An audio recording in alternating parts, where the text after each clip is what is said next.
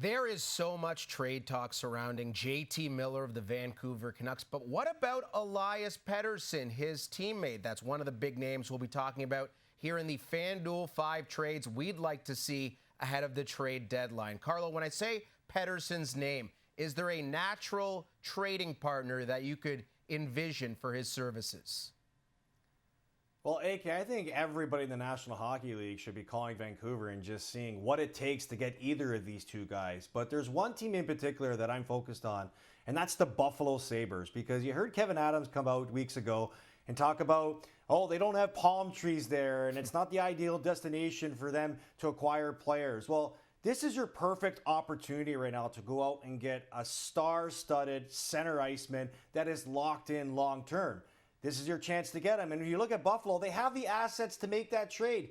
You know, does it involve a guy like Dylan Cousins? Does it involve one of their young defensemen? Or does it involve the ton of prospects that they have in their system, along with the ton of draft picks that they've accumulated over the last couple of years? So they have the pieces to make that deal happen. I would like to see, like them to be more aggressive to see if this is an actual deal they can actually make Vancouver agree to. Because if you're talking about Buffalo and adding them that mix of young players, this is that star young player that they're looking for to excite their fan base again, excite that organization to maybe look at being more of a competitive team next year and compete for the playoffs. So if I'm the Buffalo Sabres, you look at Rasmus Dahlin, he's their future. He's the center, he's the captain of that team.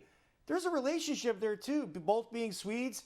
This seems like the most perfect fit for me. If I'm Buffalo, I'm all in on trying to get this deal done to acquire Pettersson. Some would say the Sabres need their own Josh Allen. Let's talk about John Gibson, who seemingly year after year is involved in trade rumors of the Anaheim Ducks. Is there a team that you could see that'd be a good fit for him? Absolutely, AK. John Gibson's a guy that people still believe has a lot of potential, but he's stuck in Anaheim. Anaheim hasn't been a great team as of late. But if you look at the teams that are in the playoffs, there's one team that stands out to me that still has question marks in net. And to me, that's the Carolina Hurricanes. They just got Freddie Anderson back. Can you trust that he's going to be healthy for the rest of the season and even come playoff time where we've seen him miss some time? Pyotr Kochetkov has had a great season in Carolina, helping them establish, again, being a top team in the NHL. But can those two guys be guys that you trust come playoff time? I think Carolina exploring the whole John Gibson situation would be a huge home run for them, because it gives Gibson a chance to look at playing on a really good team that's really good defensively. And maybe you see the best of John Gibson come out in that situation. So if I'm Carolina, I'm aggressive on John Gibson. A team with no concerns in net is the Toronto Maple Leafs, but they do have concerns elsewhere, Coca, maybe down the middle, maybe on the back end. How do you see them approaching the trade deadline?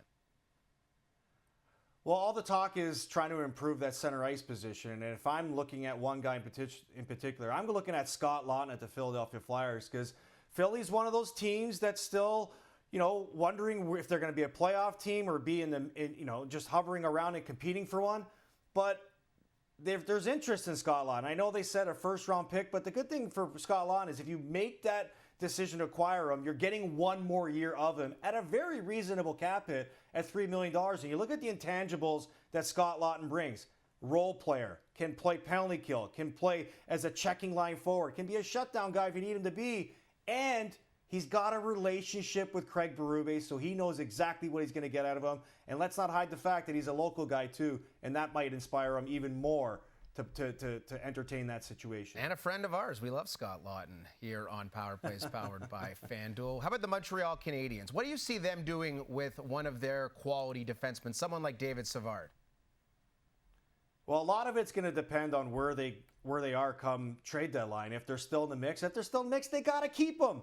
Because every team that is a playoff team is looking for players like David Savard to help bolster their blue line. So if you're the Montreal Canadiens and you're serious about making the playoffs, you got to keep veteran guys like that in the mix to help your young defensemen grow. Another veteran guy, another former Hart Trophy winner in Taylor Hall. He's definitely on the block. If you were a team, maybe a contender, would you entertain the possibility of bringing him in, maybe to play in your bottom six?